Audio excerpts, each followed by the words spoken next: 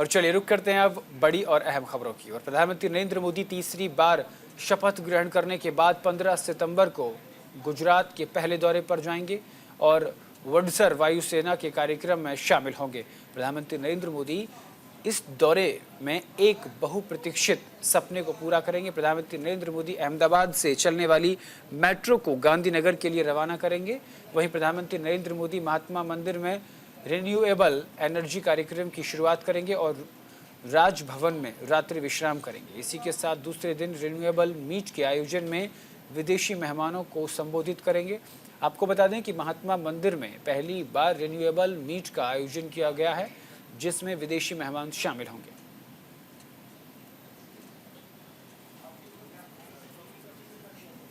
तीसरी बार प्रधानमंत्री बनने के बाद आदरणीय प्रधानमंत्री जी अपने वतन गुजरात में आ रहे हैं। 15 तारीख को शाम को वो आने वाले हैं और वडसर एयरफोर्स स्टेशन में एक कार्यक्रम में हाजिरी देंगे। हाजिरी देने के बाद रात्रि निवास गांधीनगर गुजरात में करेंगे और 15 तारीख को महात्मा मंदिर में फोर्थ टाइम, चौथी बार global re invest renewable energy investor meet और एक्सपो 2024 के कार्यक्रम में वो उपस्थित रहने वाले हैं। तीसरी बार प्रधानमंत्री बनने के बाद रूस के राष्ट्रपति व्लादिमीर पुतिन ने सेंट पीटर्सबर्ग के पैलेस में भारत के राष्ट्रीय सुरक्षा सलाहकार अजीत डोभाल के साथ बैठक की। बातचीत के दौरान पुतिन ने भारत और रूस के बीच रणनीतिक साझेदारी के विकास पर चर्चा की। साथ ही द्विपक्षीय संबंधों में सुरक्षा मुद्दों के महत्व पर जोर दिया।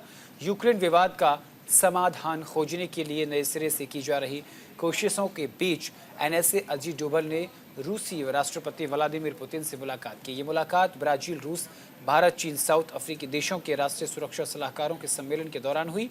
इस दौरान पुतिन ने प्रधानमंत्री नरेंद्र मोदी को अगले महीने रूस के कजान में होने वाले ब्रिक्स शिखर सम्मेलन के लिए रूस आने का न्योता दिया और ब्रिक्स शिखर सम्मेलन के दौरान 22 अक्टूबर को प्रधानमंत्री नरेंद्र मोदी के साथ द्विपक्षीय बैठक का प्रस्ताव भी रखा।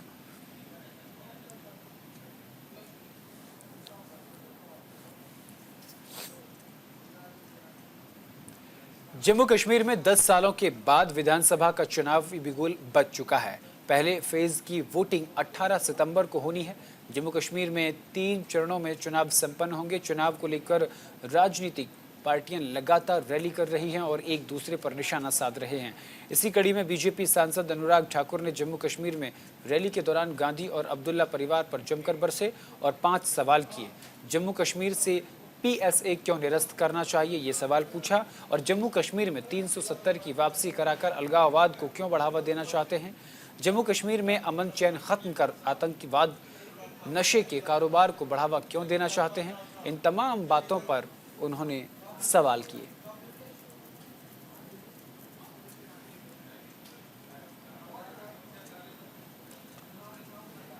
को जख्म दिए, खून खराबा दिया, अलगाववाद दिया, आतंकवाद दिया और यही नहीं 45,000 लोगों की जान लेने का काम किया तो नेहरू से लेकर राहुल गांधी की सरकारों के समय हुआ है। लेकिन जब आपने नरेंद्र मोदी जी की सरकार बनाई, हमने धारा 370 को सदा सदा के लिए समाप्त कर दिया है। ठीक किया कि नहीं किया? ठीक किया कि नहीं किया? क्या धारा 370 वापिस आनी चाहिए क्या? अरे जोर से बोलो, वापिस आनी चाहिए क्या? अरे कांग्रेस नेशनल कॉन्फ्रेंस वाले कहते हैं कि धारा 370 को लाएंगे। आप कसम खाइए, हम कभी नेशनल कॉन्फ्रेंस और कांग्रेस को नहीं आने देंगे। धारा 370 भी कभी नहीं आएगी मेरे भाई और बहनों।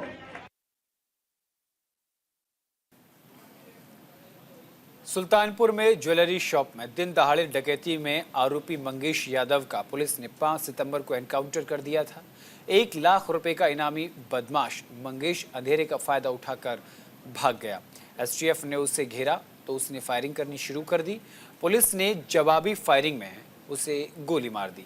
पुलिस उसे अस्पताल लेकर पहुंची, जहां डॉक्टरों ने उसे मृत घोषित कर दिया। इसी को लेकर हमारे सहयोगी नीरज मिश्रा की रिपोर्ट देखिए। इन दिनों एक डकैत के इनकाउंटर की चर्चा है। दरअसल उत्तर प्रदेश के सुल्तानपुर में एक ज्वेलर्स भरत जी के यहाँ एक डकैती पड़ती है।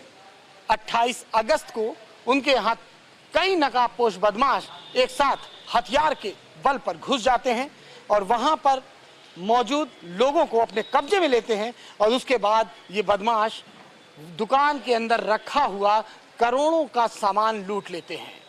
कई किलो सोना, कई किलो चांदी और नकदी लूटकर बदमाश फरार हो जाते हैं। इस पूरी घटना का जब सीसीटीवी फुटेज आता है उसके बाद उत्तर प्रदेश की पुलिस सक्रिय होती है। मुख्यमंत्री ने आदेश दिया कि जल्द से जल्द अपराधी पकड़े जाएं। इसके बाद एसटीएफ ने इस गिरोह के मास्टरमाइंड विपिन सिंह को गिरफ्तार किया और इस घटना में शामिल मंगेश यादव जो कि जौनपुर का रहने वाला था उसका इनकाउंटर कर दिया। कैमरामैन।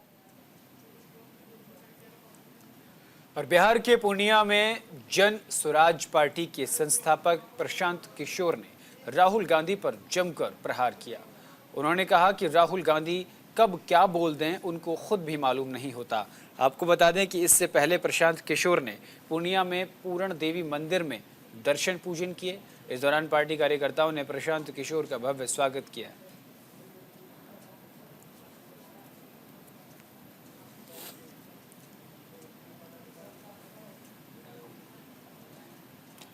इंजीनियर रशीद जेल से छूट चुके हैं। जेल से बाहर आने के बाद पहली बार इंजीनियर रशीद कश्मीर पहुंचे और लोगों से मिले। इसी को लेकर हमारी संवाददाता ज्योति पचनंद की खास रिपोर्ट देखिए।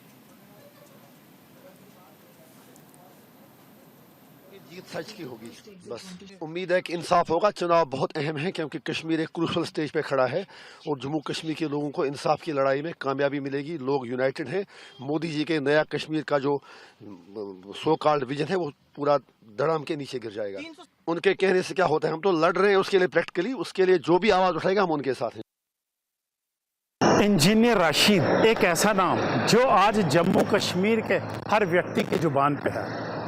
ये वो नाम है जिन्होंने जेल में बैठे बैठे ही जम्मू कश्मीर के पूर्व मुख्यमंत्री ओमर अब्दुल्ला को हरा दिया, जिसकी किसी ने अपेक्षा ही नहीं की थी। एक ऐसा उलटफेर हुआ था कि ओमर अब्दुल्ला भी स्तब्ध रह गए थे और उसके बाद शुरू हुआ नया दौर। आज जेल में छूटने के बाद, सांसद बनने के बाद वो पहली बार कश्मीर में उन्होंने कदम रखे और जैसे ही कदम रखे राजनीति की नई डायमेंशन शुरू हो गई। वहाँ पर सारा मीडिया उनके पास खड़ा था, सारा मीडिया उनको अप्रोच कर रहा था। उनके वीडियोस थोड़ी ही देर में इतने ज़्यादा ट्रोल होने शुरू हो गए कि हर व्यक्ति उनको मानो देखना चाह रहा हो। इससे ऐसा इतनी चेंजेस, इतना बदलाव क्यों हुआ, इसके लिए थोड़ा पीछे जाना चाहूँगा। मैं आपको बताना चाहता हूँ कि इंजीनियर राशिद है क्या, कैसे वो यहाँ तक पहुँचे हैं। वो जब टीनेजर थे, इस समय मैं पहले उनकी एज बता देता हूँ, 57 ईयर्स उनकी एज है। 1967 में वो पैदा हुए थे। कश्मीर के लंगेट क्षेत्र में उनका जन्म हुआ था और उसके बाद टीनेजर्स ही थे जब उन्होंने राजनीति में प्रवेश किया था और पीपल कॉन्फ्रेंस अब्दुल गनी लोन की पार्टी को ज्वाइन किया था और उसके बाद वो जो हुर्रियत कॉन्फ्रेंस का ही हिस्सा रहे और उसके बाद 2008 में उन्होंने लंगेट से ही विधानसभा के चुनाव जीतकर विधानसभा में प्रवेश किया। उनका जीवन बहुत सादा रहा। वहाँ पर उन्होंने कोई सरकारी सुरक्षा नहीं ली, ना ही कोई गाड़ी ली है। कई बार वो मोटरसाइकिल पे बैठे दिखते थे। हम भी चूँकि जर्नलिस्ट हैं, हमसे भी उन्होंने कई बार लिफ्ट ली। जब विधानसभा से बाहर जाने के लिए कहीं जाना होता था, सादे लिबास में रहते थे, कोई सुरक्षा नहीं उन्होंने ली। तब आप जान भी सकते हैं कि मिलिटेंसी का भी दौर था, पत्थरबाजी चलती थी। कश्मीर से ज्योति पचनंदा। बिहार में जमीन के झंझटों को खत्म करने के लिए एक बड़ा कदम उठाया गया है। मुख्यमंत्री नीतीश कुमार ने राज्य के 445 ग्रामीण ब्लॉकों में विशेष भूमि सर्वेक्षण शुरू करवाया है। सर्वे शुरू होने से पहले सभी गांवों में सभाएं हो रही हैं। इन सभाओं में सरकारी अधिकारी ग्रामीणों को सर्वे के बारे में जानकारी दे रहे हैं। हमारे सहयोगी आलोक कुमार ने भूमि सर्वेक्षण के बारे में अधिक जानकारी के लिए लैंड डिस्प्यूट सेटलमेंट ऑफिसर से खास बातचीत की। क्या कुछ कहा उन्होंने, आपको सुनवाते हैं। सर्वेक्षण का कार्य बिहार में शुरू हो गया है, लेकिन जो लोग हैं उनके मन में कई तरह के प्रश्न उठ रहे हैं कि भूमि सर्वेक्षण क्या है और क्यों जरूरी है। इसको लेकर के हम आज भोजपुर के जो है बंदोबस्त पदाधिकारी विनोद सर के साथ हैं, उनसे बात करेंगे, उनसे जानने की कोशिश करेंगे और लोगों की जो समस्या है, जो प्रश्न है, उनका निदान करने की कोशिश करेंगे। तो सर से पहले जान लेंगे, सर भूमि सर्वेक्षण क्या है? भूमि सर्वेक्षण का कार्य बिहार सरकार ने प्रारंभ करने का ये निर्णय लिया है।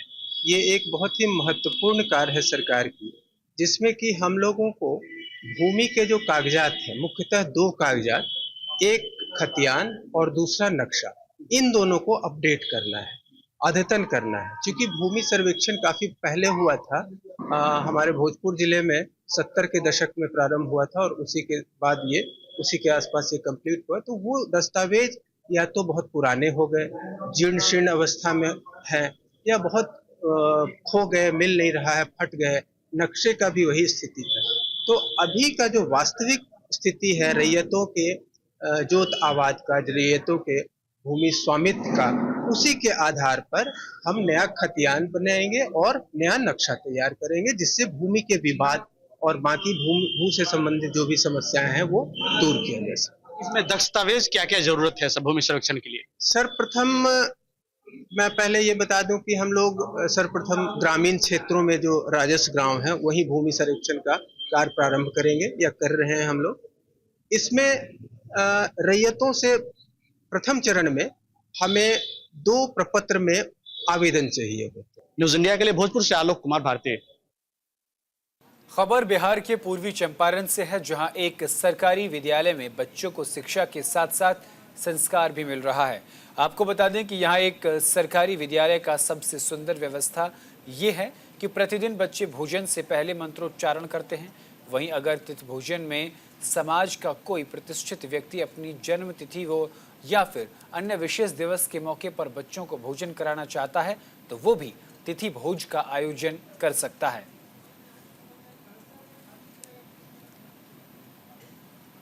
बच्चों के साथ खाने में सहभोज का एक अलग आनंद होता है, और जब बच्चों के साथ हम खाते हैं तो उनका भी उत्साह वर्धन होता है, और उनको लगता है कि जो खाना मेरे पदाधिकारी खा रहे हैं, शिक्षक मेरे साथ खा रहे हैं। हम तो हर एक शिक्षक से भी कहेंगे कि आप जब भी विद्यालय में भोजन हो, सहभोज, उसमें शामिल होइए और सारे शिक्षक बच्चों के साथ बैठ के खाएं, तो बच्चों का आनंद दूना हो जाएगा। ऐसा बहुत जगह बच्चों को लगता है अलग खाने से कि शायद हमारे शिक्षक कुछ अच्छा चीज़ बना के खा रहे हैं और हमको मेरा भोजन खराब है, लेकिन जब साथ खाते हैं तो बच्चों को लगता है कि नहीं, मेरे शिक्षक भी वही खाते हैं। आज तिथि भोज कार्यक्रम के अवसर पर मैं भेलानारी के इस विद्यालय में उपस्थित हुआ और भोजन भी किया मैंने, और बहुत अच्छा लगा कि बच्चों के बीच में एफडीएम के तहत तो हम लोग भोजन कराते ही हैं, सरकार के द्वारा जो प्रावधानित है उनके पोषण के लिए। आज तिथि भोज के अवसर पर उनको स्वादिष्ट और विशिष्ट भोजन करने का भी अवसर प्राप्त हुआ, जिससे जो समाज के गरीब और जो वंचित वर्ग के बच्चे हैं उनको भी एक अवसर मिला है कि वो अपने आप को बाकी बच्चों के समकक्ष महसूस कर सकें। राजस्थान के धौलपुर के गोगली गांव में जल भराव के चलते एक मकान भर कर गिर गया। मकान के गिरने से 2 मासूमों की मौत हो गई, जबकि 4 लोग घायल हो गए, जिन्हें इलाज के लिए निजी अस्पताल में भर्ती कराया गया। वहीं मासूम के शव अस्पताल की मोर्चरी में रखवाया गया है। थाना प्रभारी ने बताया कि हादसे की सूचना मिलते ही मौके पर पहुंची पुलिस ने राहत और बचाव कार्य चलाया और घायलों को सैपऊ अस्पताल में भर्ती कराया।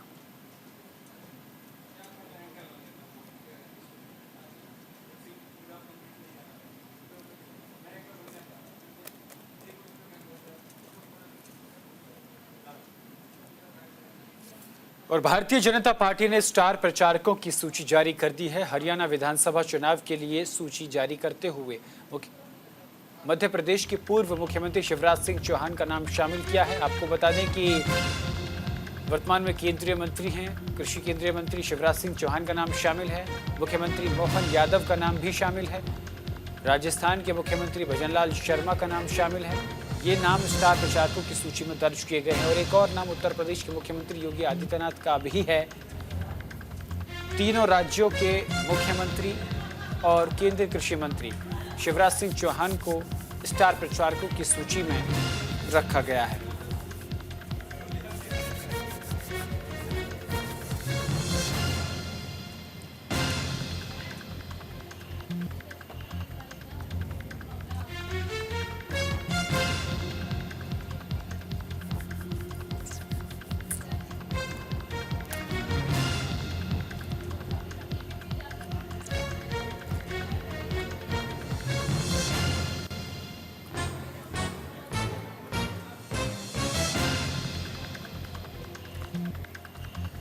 बड़ी जानकारी, बड़ी खबर। हरियाणा विधानसभा चुनाव को लेकर भारतीय जनता पार्टी ने अपने स्टार प्रचारकों की सूची जारी कर दी है।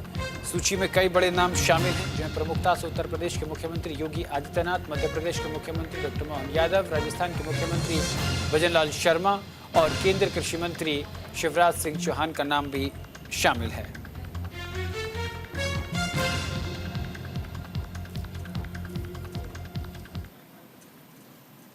जेल से गैंगस्टर लॉरेंस बिश्नोई के इंटरव्यू मामले की Punjab and Haryana high court में सुनवाई हुई। इस दौरान पुलिस की तरफ से जेलों की सुरक्षा के लिए लगाए जाने वाले जैमर संबंधी रिपोर्ट दी गई।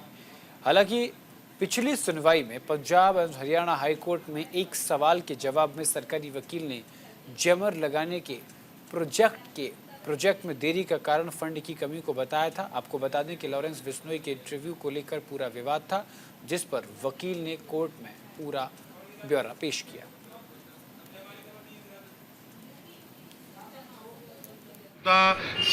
पहली इंटरव्यू लॉरेंस बिश्नोई की जिहड़ी सीगी ਉਹ 3 ਤੇ 4 ਸਤੰਬਰ 2022 ਨੂੰ CIA ਸਟਾਫ ਖਰੜ ਦੇ ਵਿੱਚ ਹੋਈ ਸੀਗੀ। ਇਸ ਦਾ ਮਤਲਬ ਜਿਹੜੇ ਵੀ ਆਫੀਸਰਸ ਉਸ ਬਿਲਡਿੰਗ ਦੇ ਇੰਚਾਰਜ ਸੀਗੇ ਜਾਂ ਉਸ और फिलहाल के लिए मेरे साथ इस बुलेटिन में सिर्फ इतना ही। देश और दुनिया की तमाम बड़ी और अहम खबरों के लिए देखते रहिए न्यूज़ इंडिया। नमस्कार।